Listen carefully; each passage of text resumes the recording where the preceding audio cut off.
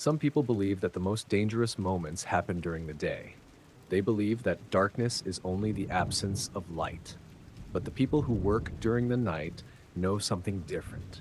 When the world becomes silent, when the streets are empty, and when everyone else is asleep, that is when some of the strangest things begin to happen. Tonight, we are going to hear three terrifying stories from people who worked the night shift. Three people who thought they were completely alone until they discovered that something else was there with them. This is the first story, a story about a night security guard who learned that an empty building does not always mean an empty building. My name is Daniel, and before I tell you what happened, you need to understand something. I was never the type of person who believed in ghosts, spirits, or anything supernatural. I always looked for logical explanations. If I heard a strange noise, I blamed the building. If something moved in the corner of my eye, I blamed my imagination. I was the kind of person who would laugh at scary stories. That was until I started working as a night security guard. The job itself was simple. I was hired to watch an old office building located outside the city. The building was not abandoned, but most of the employees only worked there during the day. After 10 p.m., the place became completely empty. My responsibilities were checking the doors, walking through the hallways, and watching the security cameras until morning. At first, I actually enjoyed it. There was something peaceful about being alone at night. No traffic, no people, no distractions. Just me, a cup of coffee, and hours of silence. But on my first day, the previous security guard gave me some strange advice. His name was Mark. He had worked there for almost 7 years. Before leaving, he handed me the keys and looked at me seriously. Then he said, "Whatever you do, don't go to the 5th floor after midnight."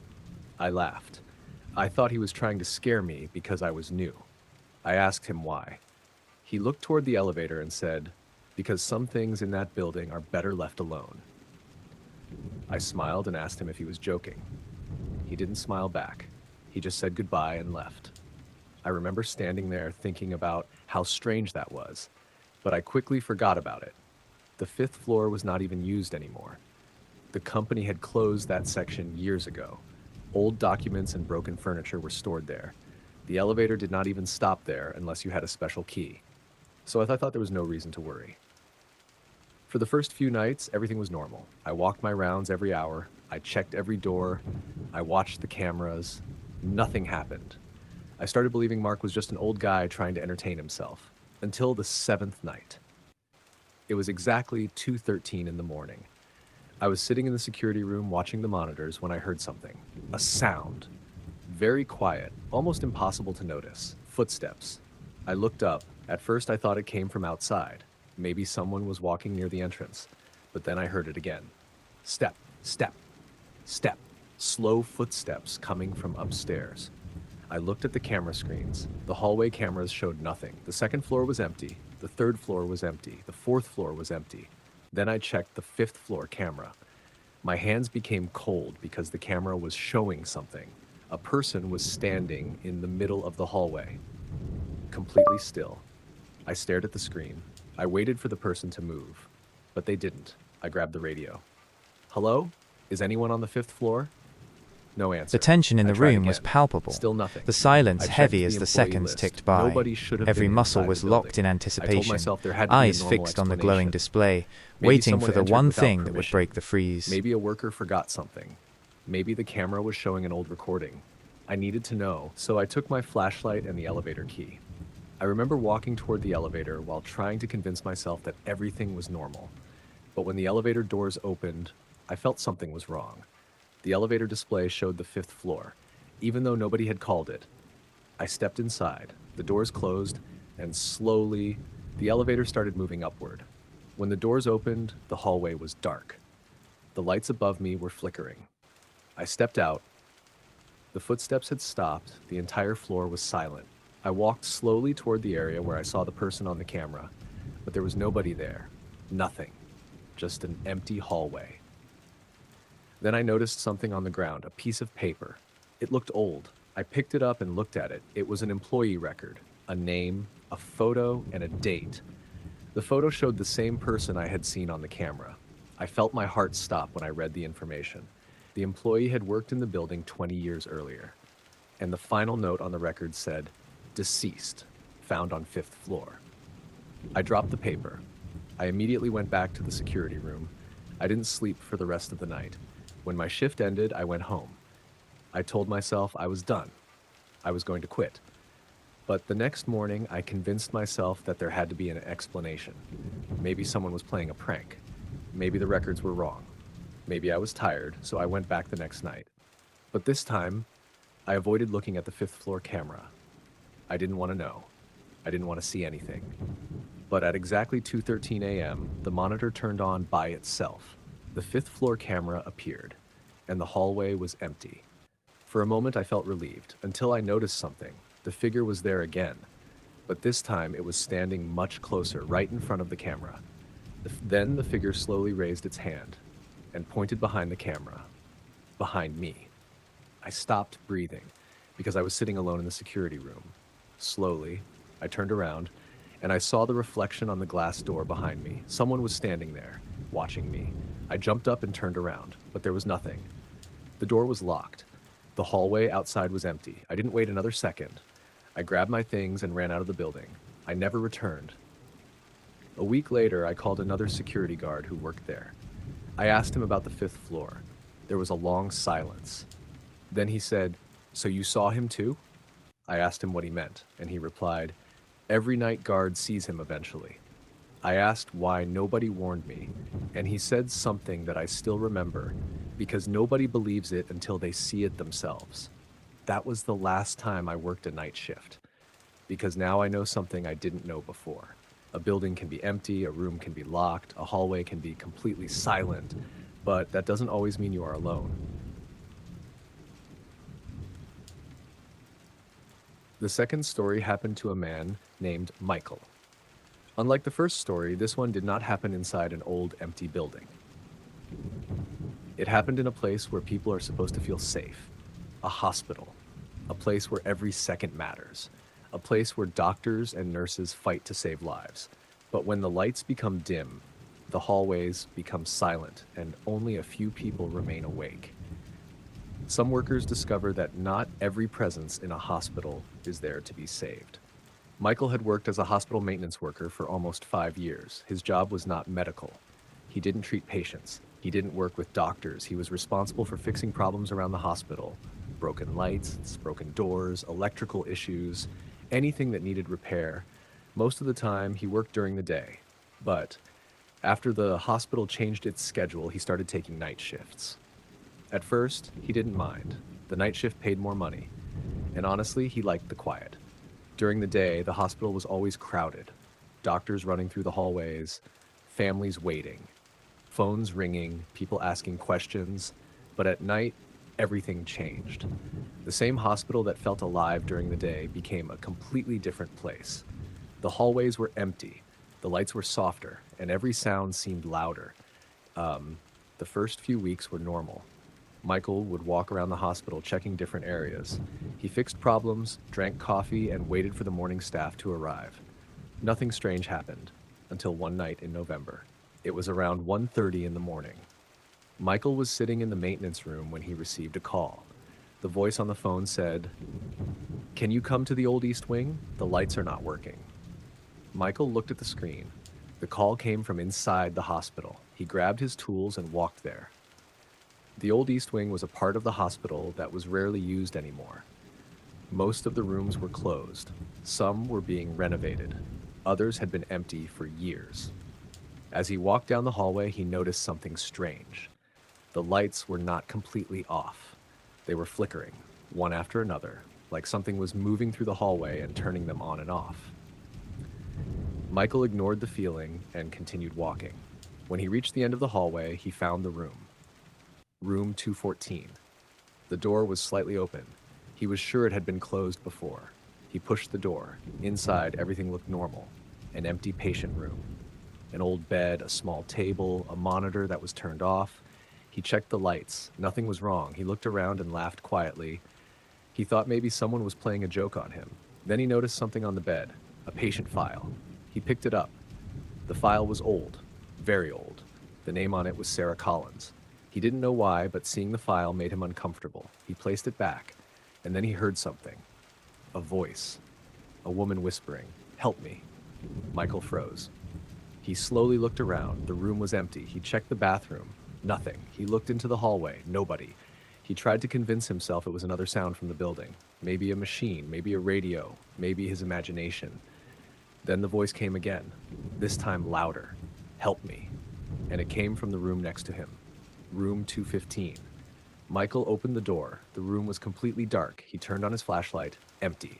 No patients, no equipment. Nothing. But on the wall, there was a name written with a marker. Sarah. The same name from the file. Michael immediately left the area. He went back to the maintenance room and checked the hospital records. He wanted to know who Sarah was. After searching for a while, he found something. Sarah Collins was a patient who had been admitted 20 years earlier. She had been in room 215, and according to the records, she passed away during the night shift. Michael tried to forget about it. He told himself there was a simple explanation. Maybe someone was trying to scare him. Maybe the records were wrong. But then something happened that made him question everything. The next night at exactly 1:30 a.m., the phone rang again. Michael stared at it. He didn't want to answer, but he knew he had to. He picked it up. There was silence. Then a weak voice whispered, "Why did you leave me?" Michael dropped the phone. The call ended. He immediately checked the caller ID. The call came from room 2115. He grabbed his flashlight and ran there, but when he arrived, the door was locked. That was impossible. The room had been empty for years. He contacted security and asked them to check the camera footage. A few minutes later, the security guard called him. His voice sounded nervous. He said, "Michael, you need to see this." They watched the footage together. The hallway camera showed Michael walking toward room 215. Then the camera showed something else. A woman standing behind him, wearing an old hospital gown, just standing there, watching him. Michael turned around in the video, but there was nobody there. The security guard looked at him and said, "Who was that?" Michael didn't answer, because he didn't know. After that night, Michael requested to stop working the night shift. But before his final day, he wanted to know the truth. He went to the hospital archives. He searched for everything about Sarah Collins. Finally, he found an old newspaper article. It said that Sarah had been waiting for a nurse during her final moments. But nobody came. The night staff had been too busy. She died alone. Michael stared at the article for a long time. Then he realized something. Maybe Sarah wasn't trying to scare him. Maybe she was trying to tell someone that she was still there. His final shift arrived. At midnight, he walked through the hospital one last time. Everything was normal until he reached the old East Wing. The lights started flickering. Room 215 opened by itself. Inside the room was the old patient file. But this time, something had changed. A new note was written on the last page. It said, "Thank you for listening." Michael never worked another night shift again, but he still remembers that hospital because he learned something important. Sometimes the scariest thing about a place is not what you see. It is knowing that something was there long before you arrived, and it has been waiting for someone to notice. The third story is different from the others because this time the person was not working in an old building and he was not walking through empty hospital hallways. He was working in a place filled with machines, cameras, and technology, a place where he believed everything could be explained. But sometimes, even cameras can record things that have no explanation. This is the story of a factory worker who discovered that the night shift was not as empty as it seemed. His name was James. For almost 8 years, James worked at a large manufacturing factory outside the city. The factory produced electronic equipment and operated 24 hours a day. During the day, hundreds of workers filled the building. Machines were running. People were talking. The place was always loud, but the night shift was completely different. After midnight, only a few employees remained. Most of the workers left. The huge factory became a massive empty space filled only with the sound of machines. James actually preferred working at night. He liked the silence. He liked being away from people. His job was to monitor the production area and make sure everything was working correctly. Most of his time was spent in the control room. The control room had dozens of security monitors showing every corner of the factory, every hallway, every entrance, every production area. Nothing could happen without being recorded. That was why James never believed in ghost stories. He always said, if something happens, there will be proof. The cameras will show it. And for a long time, he was right. Until one night. It was around 3 in the morning. James was sitting in the control room drinking coffee. The factory was completely quiet. Then one of the monitors changed. Camera number 17. The camera showed the main production floor. At first, James didn't notice anything unusual, but then he saw movement. Someone was walking between the machines. James immediately looked at the employee list. Nobody should have been there. The night team was only 3 people, and all 3 were in different sections of the factory. He picked up the radio. Who is on the production floor? No answer. He tried again. Still nothing. The person on the camera continued walking, slowly, calmly, like they knew exactly where they were going. James zoomed in. The image became blurry, but he could clearly see it was a person wearing the same uniform as the factory workers. He thought maybe someone forgot to clock out. So he left the control room and walked toward the production floor. The entire factory felt different. The machines were running, but the sound felt strange, almost like the building itself was breathing. When James reached the area from the camera, there was nobody there. He looked around. Nothing. No footsteps. No movement. No one. He checked behind the machines. Empty. He called the other workers. They all answered. Nobody had been there. James went back to the control room. He replayed the recording. He wanted to prove that someone had actually been there. But when he watched the footage again, something was wrong. The person on the camera was not walking around. They were standing still, looking directly at the camera for almost 10 minutes. James felt uncomfortable because he never saw that part before. The figure was not searching for something. It was watching. The next night, James decided to check the cameras more carefully. He stayed awake, waiting. At exactly 3 a.m., camera number 17 turned on. The same area appeared, the same machines, the same empty floor. But this time, the figure was closer, much closer. It was standing at the entrance of the production area. James couldn't move. He watched as the figure slowly lifted its head and looked directly into the camera. Then, the monitor went black. James immediately checked the system. Everything was working, except camera number 17. It had been disconnected. He called maintenance. But before anyone arrived, another camera turned on. Camera number 18, the one facing the hallway behind the control room. James looked at the screen, and his blood went cold. Because the figure was no longer on the factory floor. It was standing in the hallway outside his room. James slowly turned around. The hallway outside the control room was empty. But the camera showed something different. The figure was standing there, just outside the door. He didn't know what to do. He locked the door, turned off the lights, and stayed completely silent. For almost 5 minutes, nothing happened. Then, someone knocked. 3 slow knocks. James didn't move. Another 3 knocks. He looked at the camera. The hallway was empty, but the knocking continued. Then he heard a voice, a whisper. "Open the door." James recognized the voice. It sounded like his own voice. He stepped away from the door. He didn't understand what was happening. The voice said again, "Open the door." But this time, it came from the speakers inside the control room. James unplugged the system. The voice stopped. At 6 a.m., the morning workers arrived. They found James sitting on the floor inside the control room. He didn't explain everything. He just told his manager he couldn't work there anymore. Before leaving, he asked about camera number 17. The manager became silent. Then he said, "Who told you about that camera?" James looked confused. He said, "I saw someone there last night." The manager looked at the monitors. Then he said something that James never expected. "Camera 17 has been broken for 6 years. James felt his stomach drop. He asked why it was still showing images. The manager didn't answer. Instead, he opened an old file. Inside was a picture of a former night worker, a man who worked alone in the factory years earlier. The same man appeared in the cameras. The manager said he disappeared during his shift. Nobody ever found him. James looked at the picture. Then he noticed something. The man in the photo was wearing the exact same uniform as the figure on the camera. James left the factory that morning. He never returned.